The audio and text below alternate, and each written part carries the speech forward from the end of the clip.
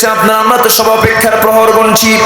সাইয়েদনা ওমর ফারুক বলছেন, শোনো, সেজদায় পড়ে পড়ে কাঁদতেছি, এই জন্য রমজান পেয়েছি আমি তো এখনো নিশ্চিত হতে পারিনি আমার গুনাহ মাফ হয়েছে কিনা। আমি চোখের পানি ফেলে ফেলে কাঁদতেছি, এই জন্য তোমরা হয়তো মাফ পেয়ে গেছো, রমজান পাইছি, আমি মাফ পাইছি কিনা জানি না, এই জন্য আমি আল্লাহর কাছে কাঁদতেছি। আমার ভাইরা, ওমর ফারুকের মতো মানুষ মাঝে মাঝে চিন্তা করতেন। এক সাহাবীর কাছে মুনাফিকদের তালিকা ছিল, হুযায়ফা রাদিয়াল্লাহু আনহুর কাছে মুনাফিকদের তালিকা ছিল। সেই সাহাবীর কাছে মাঝে মাঝে যেতেন, সকালে যেতেন, সন্ধ্যায় যেতেন, গিয়ে বলতেন, ভাই হুযায়ফা, রাসূল তো তোমার কাছে মুনাফিকদের লিস্ট রেখেছেন, তালিকা রেখেছেন, দেখো তো ওই তালিকার মধ্যে আমি ওমরের নামটা আছে নাকি, দেখো তো আমার নামটা আছে নাকি। সঙ্গে সঙ্গে হুযায়ফা বলতেন, ভাই ওমর, আপনার নাম থাকবে কেন, আপনি এটা সন্দেহ করেন কেন? তিনি বলছেন, শোনো, আমার কাছে মনে হয় আমার মধ্যে কিছু নিফাকতা থাকতেও পারে, আমার নামটা তার মধ্যে থাকতেও পারে। ওমর ফারুকের মতো মানুষের এত পেরেশানি ছিল, জান্নাত পাবো কিনা, জান্নাত পাবো কিনা, এত অস্থিরতা নিয়ে তিনি চলতেন। এত ভালো মানুষ তিনি ছিলেন। রাষ্ট্রপ্রধানের দায়িত্ব তিনি পালন করেছেন। একটা দেশ নয়, দুইটা দেশ নয়, 40টা রাষ্ট্র তিনি পরিচালনা করেছেন। তার দরবার রাজপ্রাসাদ ছিল না, ছোট্ট একটা কুড়িঘর থেকে তিনি দেশ চালিয়েছেন, সমাজ চালিয়েছেন। এক কাপড়ে 7 দিন পার করেছেন, কাপড়ের পিছনে ছিঁড়ে গেছে। সাইয়েদনা ওমর ফারুক রাদিয়াল্লাহু তাআলা আনহু কোনদিন 2 তরকারি দিয়ে কোনো খাবার খান নাই। মধু মিশ্রিত গ্লাস তার সামনে এনেছে, পানি সহ, তিনি বললেন, পানি পান করবে, একটা গ্লাস পানি আমাকে দাও। ওর মধ্যে মধু মিশ্রণ করে দিয়েছে। ওমর ফারুক বলছেন, গ্লাসটা নিয়ে যাও। ওমর কখনো মধু মিশ্রিত পানি খায় না, কারণ জান্নাতে মধু দিবেন, পানিও দিবেন, সব নিয়ামত জান্নাতে খাবো, দুনিয়াতে খাবো না, দুনিয়াতে আমি খাবো না। ওমর ফারুকের সামনে আবিসিনিয়ার গভর্নর নতুন একটা দামি খাবার নিয়ে হাজির হয়েছেন। তাকে খুশি করার জন্য বলছেন, আমিরুল মুমিনিন, আপনার সামনে আমি যে দামি একটা খাবার নিয়ে এসেছি, খুব পছন্দের খাবার, টেস্টি খাবার, আপনি এটা খান।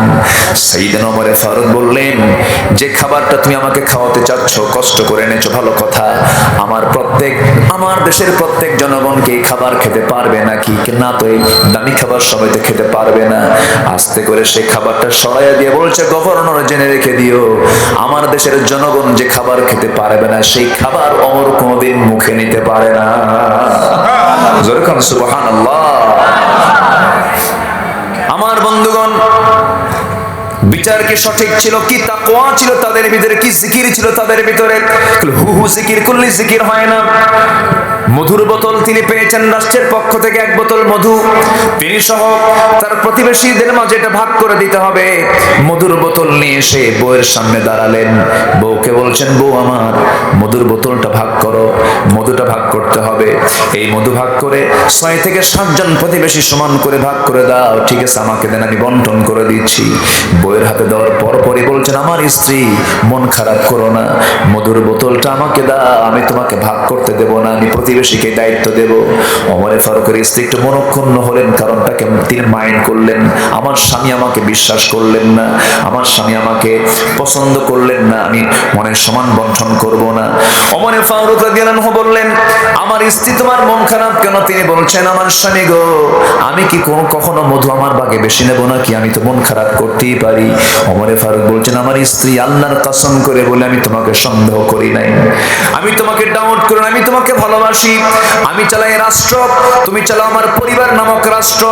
আমার সন্তানকে দেখো, আমার পরিবারকে দেখো। তুমি যদি আমার পরিবারকে না দেখতে, আমার রাষ্ট্র চালাতে আমার কষ্ট হয়ে যেত। আমি তোমাকে সম্মান করি, ভক্তি করি, শ্রদ্ধা করি, কিন্তু আল্লাহর নামের কসম করে বলছি, আমি তোমাকে সন্দেহ করি না। কিন্তু আপনি আমাকে কেন মধুর বোতল ভাগ করতে দিলেন না, মধু ভাগ করতে দিলেন না?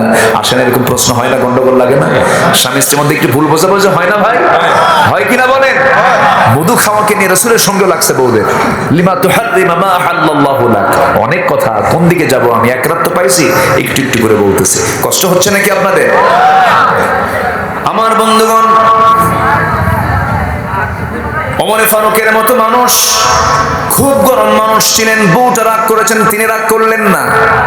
স্বামী স্ত্রীর মধ্যে কখনো দ্বন্দ্ব লাগবে না। আহমদ ইবনে হাম্বল বলেন, আমি আমার জীবদ্দশা আমার বউকে হারিয়েছি। আমার বয়স সঙ্গে আমার 30 বছর সংসার হয়েছে, কিন্তু একটা দিন তার সঙ্গে আমার গন্ডগোল লাগে নাই। এই গন্ডগোল না লাগার মূল কারণ হলো আমার স্ত্রী যখন আমার সামনে খেপে যেতেন আমি তখন থেমে যেতাম, আমি যখন খেপে যেতাম আমার বউ তখন থেমে যেতেন। সুবহানাল্লাহ বলেন। সালাম দিবেন, পরিবার অশান্তি হবে না। বউকে নিয়মিত যে স্বামী সালাম দেবে সেই স্বামী কখনো বউয়ের দ্বারা কখনো আক্রান্ত হবে। ব্যবহার আমাদেরকে ভালো করতে হবে, ব্যবহার আমাদেরকেও ভালো করতে হবে। বউয়ের কথা শুনতে হয় না, আসতে কয় দেখছেন কেউ শুনি না মনে হয় বউয়ের কথা। বউয়ের কথা শুনতে হয় না? আচ্ছা, কে বউয়ের কথা শোনা না? কোন এখানে কে আছে আমি বউয়ের কথা শুনি না? এরকম কেউ আছেন? একজনও নয়, আমিও নাই, আমিও শুনি। উনি আপনি শোনেন না? আরে শোনেন, আপনি শোনেন না? শোনেন।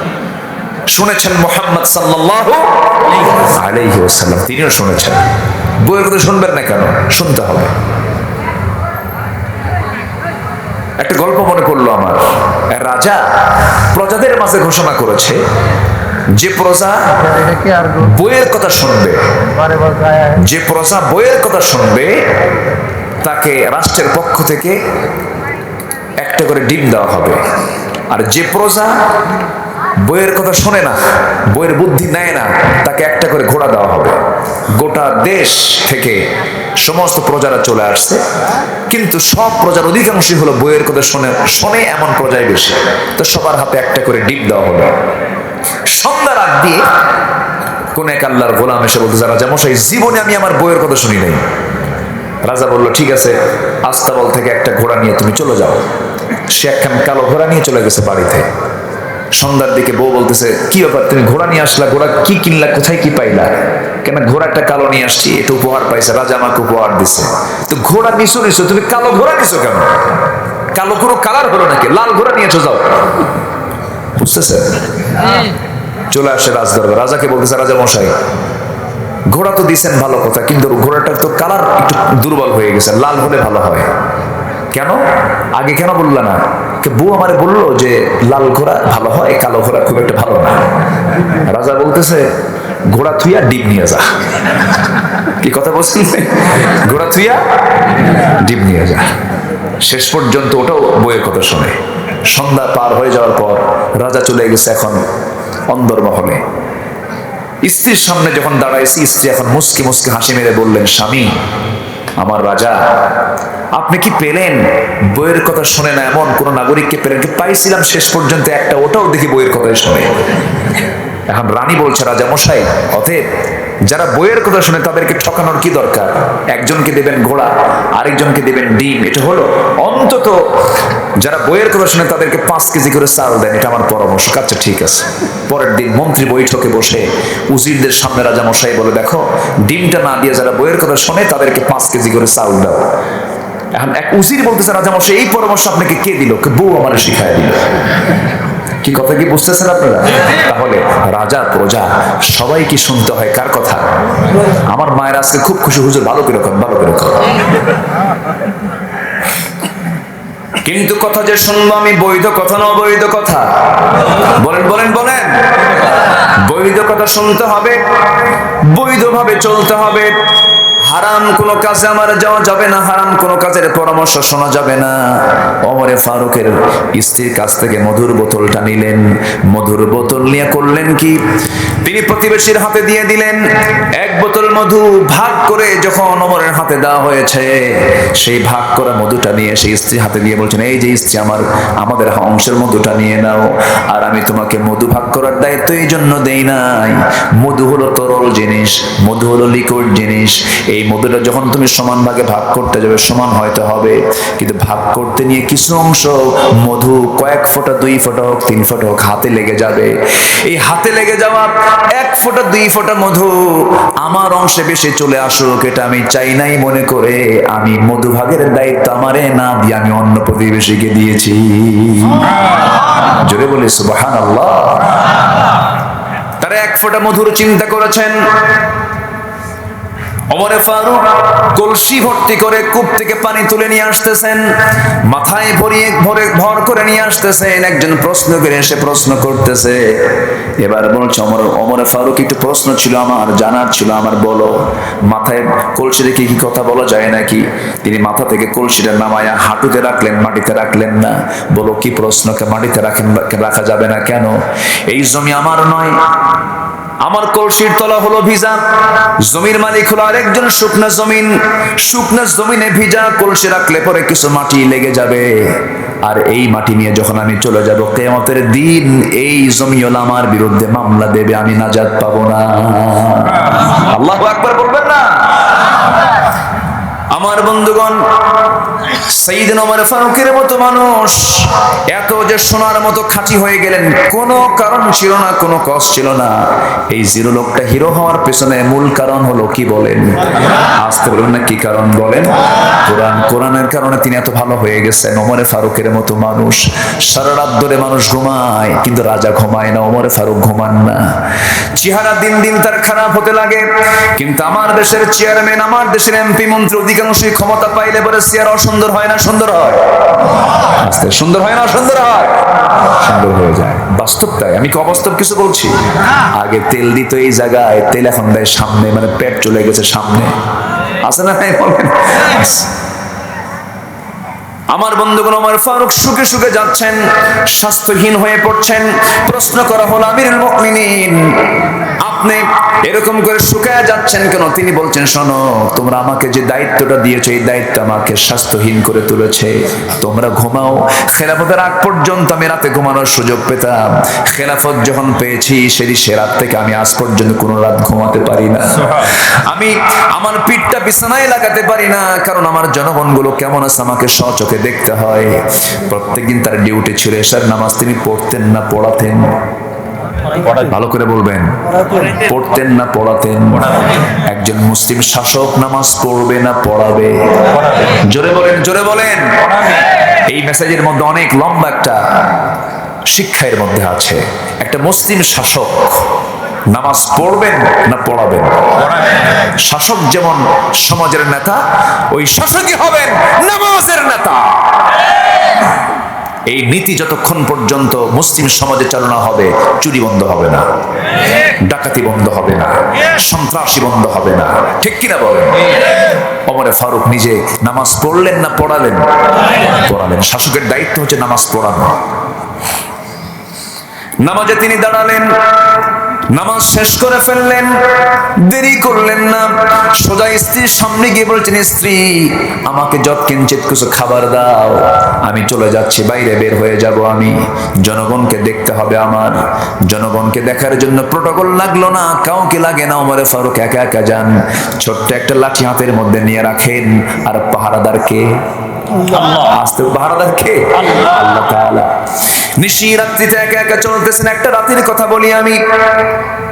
কোন এক রাত্রিবেলা ওমর ফারুক করলেন কি, জনগণকে দেখার জন্য বের হলেন।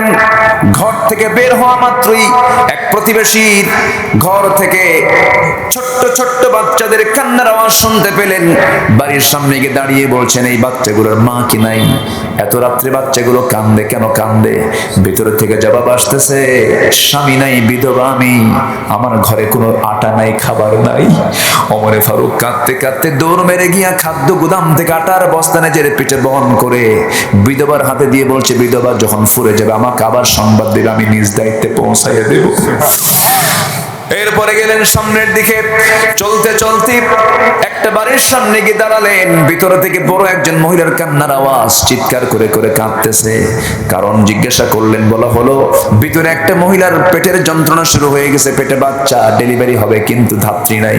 ওই গভীর রাত্রিতে আপনি তিনি কাকে ডাকবেন? সোজা বাড়িতে চলে আসেন। বাড়িতে এসে বলছে, গিন্নি আমার স্ত্রী বোরকাটা পড়ো তো। বোরকা পড়লেন। বোরকা পড়ায় নিয়া বউকে সঙ্গে করে নিয়া ওই বাড়ির সামনে গিয়ে দাঁড়ায় বলছে, আমার স্ত্রী, আল্লাহর কসম করে বলি, আমরা শাসক নই, আমরা হলাম জনগণের খাদেম। আমার স্ত্রী, আমার দায়িত্ব তোমাকে পালন করতে হবে। সে তো নারী, আমি তো তার খেদমত করতে পারবো না। তুমি এই মুহূর্তে এই বাড়ির মধ্যে ঢুকবি, একজন একজন মহিলা তার পেটের বাচ্চা নিয়ে যন্ত্রণায় কাতরাচ্ছে, ডেলিভারি হচ্ছে না, নার্স নাই। এই মুহূর্তে তোমাকে এই কাজটা করতে হবে। স্ত্রী সঙ্গে সঙ্গে ভিতরে ঢুকলেন, বউকে নার্সের দায়িত্ব পালন করতে দিলেন, নিজে চললেন সামনের দিকে। চলতে চলতে চলতে চলতে সামনে তিনি চলতে চলতে দেখতে পাচ্ছেন কেউ নাই, নিঝুম পল্লী, নিঝুম গ্রাম, চতুর্দিকে শুনশান নীরবতা। এমন সময় লক্ষ্য করে দেখেন ছোট্ট একটা খেজুর পাতার বানানো বেড়ার ঘর, উপরের ছাউনিটাও খেজুর পাতার, বেড়াটাও খেজুর পাতার। ছোট্ট একটা ঘর থেকে গুনগুন গুনগুন করে কোন এক মহিলার বিরহের গান তার কানে ভেসে আসলো। একটা পুরুষকে পাওয়ার জন্য কিছু গান আছে, এমন জাতীয় গান তার কানে চলে আসলো। ওমর ফারুকের একটু রাগ হলো, ইসলামী জনপদে এমন রাত্রিবেলা আল্লাহর জিকির না করে গান গাচ্ছে কেন? দরজা ঘেসে ঘেসে তিনি কিছুক্ষণ শুনলেন, নিশ্চিত হলেন এটা বিরহের গান। ধমকের সুরে বলছেন, কোন মহিলা এত বড় সাহস ইসলামী জনপদের ভিতরে গুনগুন করে বিরহের গান গায়? নামাজ কি নাই, তাহাজ্জুদ কি নাই, আল্লাহর কালাম কি তেলাওয়াত করা যায় না? সঙ্গে সঙ্গে আওয়াজটা বন্ধ হয়ে গেছে। দরজায় নক করেন, দরজাও খোলে না।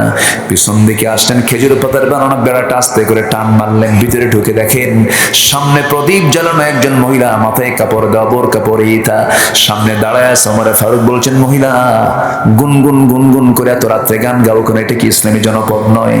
মহিলা আবার সাহস উঁচিয়ে, বুকটা উঁচু করে সাহস করে বলছেন, ও পুরুষ, আমি তোমাকে চিনি না, তোমার পরিচয়টা কি? তবে হ্যাঁ, আমি গান গেয়েছি, এটা আমার ভুল হতে পারে, কিন্তু তুমি যে আমার সামনে দাঁড়ায় দাঁড়ায় আসো, এতক্ষণ ধরে তুমি যে কাজগুলো করেছো, আমি ভুল করেছি একটা গান গেয়েছি, আর তুমি ভুল করেছো চারটা। ওমর ফারুক বলছেন, ভুলগুলো কি কি বলো তো? এক নাম্বার ভুল হলো, আপনি যে ঘরের মধ্যে ঢুকছেন অনুমতি নিছেন নাকি? কেমন করে অনুমতি নিতে হয়? লা তাদখুলু বুয়ুতান গায়রা বুয়ুতিকুম হাত্তা তাস্তানিসু। অনুমতি ছাড়া ঘরের মধ্যে ঢোকা জায়েজ নাই। অনুমতি না নিয়ে ঢুকেছেন। ওয়াতুসাল্লিমু আলা আহলিহা, সালাম দিয়ে ঢুকতে হয়, আপনি কোনোটাই করলেন না, ধমক দিয়ে ঢুকলেন। কিন্তু মহিলা তো জানে না এটা প্রশাসকদের বড় প্রশাসক, আসামি ধরার জন্য কি সালাম দেওয়ার দরকার আছে নাকি? চোর ধরবেন, আপনি সালাম দিলে তো সে দৌড়ও মারতে পারে, বোঝেন নাই? কিন্তু সে তো জানে না। এটা ছিল কৌশল ওমর ফারুকের রাদিয়াল্লাহু আনহু, তার কৌশল ছিল। ভিতরে ঢুকে পড়েছেন। এবার মহিলা বলছে, সালাম দিলেন, অনুমতি নিলেন না। নাম্বার 3 হলো, আমার বেড়াটা ভাঙলেন, আমার সম্পদ নষ্ট করলেন, বান্দার হক নষ্ট করলেন। নাম্বার 4, আপনি একজন পরপুরুষ, আমি একজন পর নারী, আমার পর্দার একটু হলেও না খেলাফ হয়ে গেছে। এই 4টি ভুল আমি আপনাকে মাফ করব না।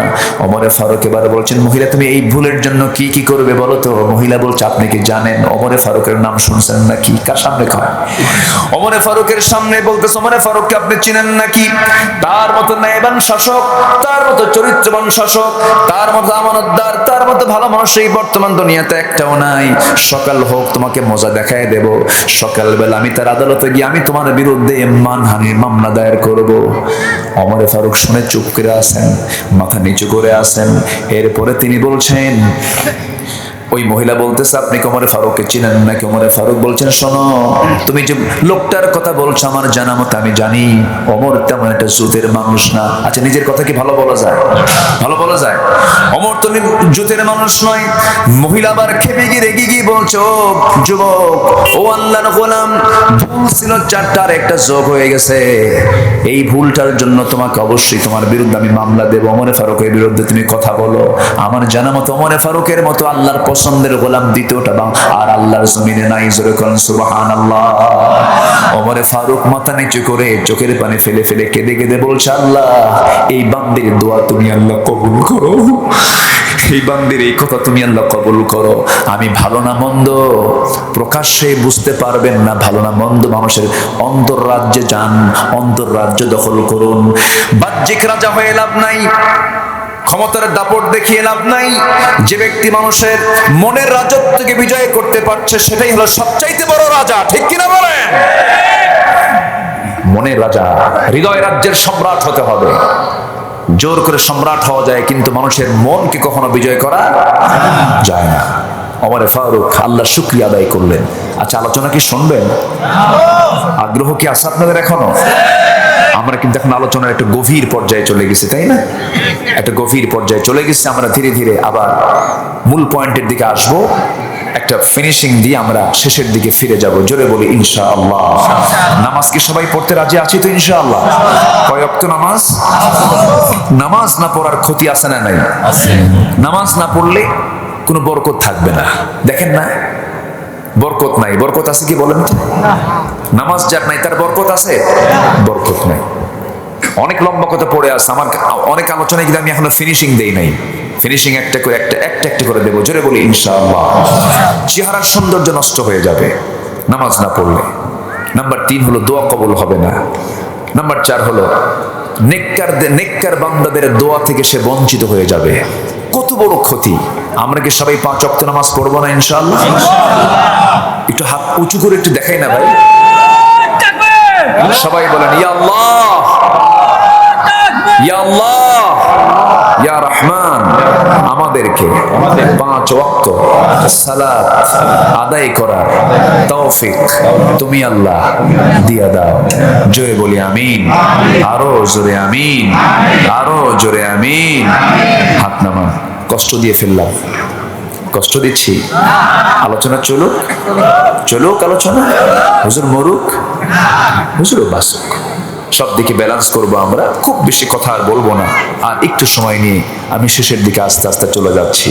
ওমরে ফারুক এবারে বলছেন, মহিলা মামলা দিবা ভালো কথা। মনে আছে আপনাদের? ভালো আছে? মনে আছে? মামলা দিবা ভালো কথা, কিন্তু তুমি কেন গান গাইলা সেটা বলো। তুমি কেন বিরহের গান গাইলা আমাকে খুলে বলো। মহিলা বলতেছে, শোনেন, আজ থেকে 4 মাস পূর্বে আমার স্বামীর সাথে আমার বিয়ে হয়। যখন নতুন বিয়ে হলো, মাত্র 3 দিন 3 রাত আমি তাকে কাছে পেয়েছিলাম। আমার ভরা যৌবন আজকে 4 মাস গত হতে চলল। 4র্থ দিনের মাথায় এই জনপদের খলিফা ওমর ফারুক রাদিয়াল্লাহু তাআলার লোকজন এসে আমার স্বামীকে নিয়ে চলে গেছে, সীমান্ত প্রহরায় নিয়োগ দিয়েছে। আজকে 4 মাস গত হতে চলল, আমার স্বামীর কোনো খবর আমার কানে পর্যন্ত আসে নাই, কোনো ছুটিও মঞ্জুর হয় নাই। রাত 12টা বাজে, গভীর রাত, ঘুমটা ভেঙে গেছে। আমার বৈধ স্বামীর প্রতি আমার প্রেম জেগে উঠেছে। আমার স্বামীকে পাওয়ার জন্য আমি অস্থির হয়ে গেছি। স্বামীকে পাওয়ার জন্য আমি গুনগুন করে গান গাচ্ছিলাম, বিরহের গান গাচ্ছিলাম। ওমর ফারুক মাথা নিচু করে মনে মনে ভাবতেছে, দোষ তো আরেকটা যোগ হলো, দোষ তো আরেকটা যোগ হলো। আল্লাহু আকবার। তারা কি ছিলেন, কি ছিলেন! এমন শাসককে আমরা চাই না? আসতে বলে, আমরা কেমন শাসক চাই না? এমন শাসক কি আমরা চাই? এমনি এমনি আসবে? এমনি এমনি আসবে? রাসূল কি ক্ষমতায়, রাসূল যে রাষ্ট্র চালিয়েছেন এমনি এমনি আসছে? বদর পাড়ি দিতে হয়েছে, উহুদ পাড়ি দিতে হয়েছে, খন্দক পাড়ি দিতে হয়েছে, দেশ ছাড়তে হয়েছে, হিজরত করতে হয়েছে, তায়েফে মার খেতে হয়েছে, রাসূলকে গালি শুনতে হয়েছে, সাহাবায়ে কেরামকে শাহাদাত বরণ করতে হয়েছে। 70 জন সাহাবীকে এট এ টাইম উহুদের ময়দানে শহীদ করে দেওয়া হয়েছে। এত সহজ ইসলাম আসেনি। দিন কায়েমের জন্য যদি আমার বিশ্বনবী, যার সম্মান আল্লাহর পরে, তার যদি দাঁত ভাঙতে হয়, তার মুখের রক্ত যদি জমিনে ফেলতে হয়, সেই দিন কায়েমের জন্য আমাকে আপনাকে রক্ত প্রয়োজনে ঝরানোর দরকার আছে না নাই? আসতে বলবেন না, আছে না নাই? আল্লাহর জমিনে দিন কায়েমের জন্য সেই রক্ত ঝরাতে কি সবাই রাজি আছেন? জানমাল দিতে কি রাজি আছেন? যে জাতি স্বাধীনতার জন্য যদি জীবন দিতে পারে, সেই জাতি অবশ্যই দিন কায়েমের জন্য জীবন দিতে রাজি আছেন কিনা বলেন? রাজি আছেন কারা কারা? হাত উঁচু করে দেখান মুসলমান।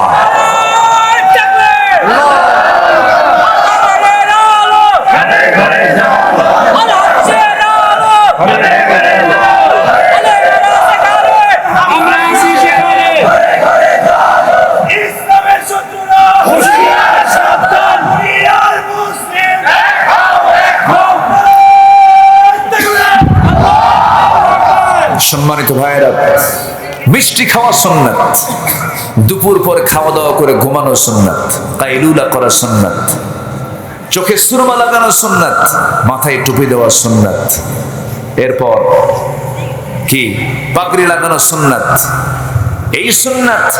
আর দেশ ত্যাগ করা দিনের জন্য সুন্নাত। দাঁত ভাঙ্গা সুন্নাত কখনো সমান হতে পারে না মুসলমান। ফিলিস্তিন আজকে একটা মৃত্যুপুরীতে রূপ নিয়েছে।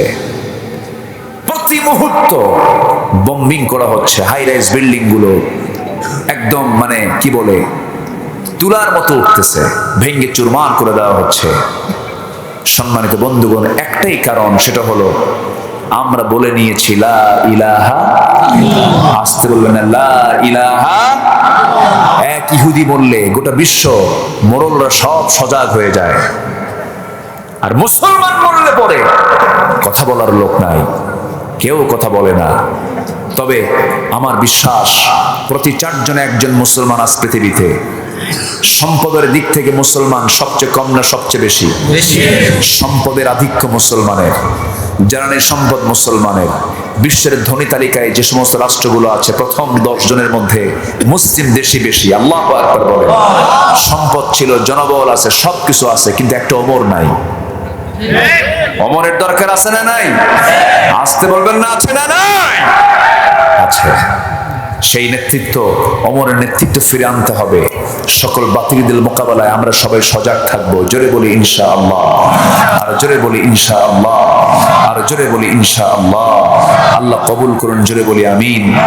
আমার বন্ধুগণ, কবরে আযাব হবে না 1 নাম্বার সেই লোকের যে শহীদ হয়ে দুনিয়া থেকে বিদায় নেবে। জোরে করুন সুবহানাল্লাহ। শাহাদাতের মওত যার হবে তার কোনো বিচারই হবে না, তার কোনো কি হবে না? বিচারই হবে না, বিচার করবেন না আল্লাহ তাআলা। এক সাহাবী উহুদ যুদ্ধে যাচ্ছেন। কোন যুদ্ধে? উহুদ যুদ্ধে। 2 হাত উঁচু করে দোয়া করতেছে, আকাশের মালিক, আমি আজকে যুদ্ধ থেকে ফেরত আসতে চাই না। সুবহানাল্লাহ বলুন। যুদ্ধ থেকে ফেরত আসতে চাই না। ও আল্লাহ, আমি ফেরত আসতে চাই না। যুদ্ধ করতে যেতেছি, শহীদ যদি হয়ে যাই, কাফেররা যেন আমাকে শুধু মেরে ফেলে না রাখে, তারা যেন আমার নাকটা কেটে নেয়, আমার কানটা কেটে নেয়, আমার হাতটা কেটে নেয়, আমার পাটা কেটে নেয়, আমাকে যেন টুকরো টুকরো করে ফেলে, তারা যেন সেখান থেকে বিদায় নিয়ে নেয়। ওই সমস্ত টুকরো টুকরো দেহ নিয়া, নাক কাটা কান কাটা দেহ নিয়া, চেহারা নিয়া তোমার সামনে যখন হাজির হব, তুমি আল্লাহ যখন প্রশ্ন করবে ফিমা যদি আনফুকুনুক, তোমার নাক কেন কাটা, কান কেন কাটা, সেই সময় যেন আমি আব্দুল্লাহ বলতে পারি, আল্লাহ তোমার খুশির জন্য, তোমার জমির দিন কায়েমের জন্য যুদ্ধ করতে গিয়েছিলাম, জিহাদ করতে গিয়েছিলাম, কাফেররা আমার নাক কেটে নিয়েছে, কান কেটে নিয়েছে। আল্লাহ তুমি সেই সময় আমাকে খুশি হয়ে বলবে, ও আব্দুল্লাহ, আজকে তোর কোনো হিসাব নেই, আজকে আমি তোকে বিনা হিসাবে সরাসরি জান্নাত দিয়ে দিলাম।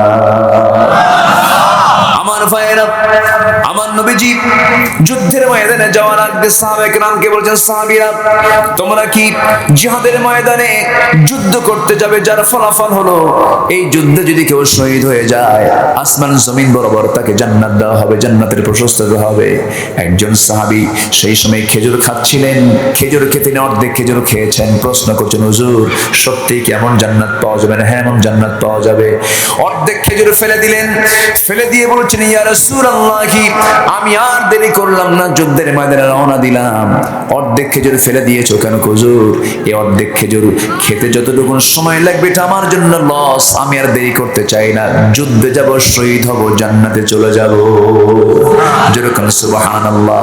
এই ফিলিস্তিনের এক ডাক্তার, মহিলা ডাক্তার সাবা করিম, এই সাবা করিম নামে একটা মহিলা ডাক্তার, নতুন তার বিয়ে হয়েছে, 4-5 দিন হলো বিয়ে হয়েছে, বাসর ঘর ছেড়ে দিয়েছে।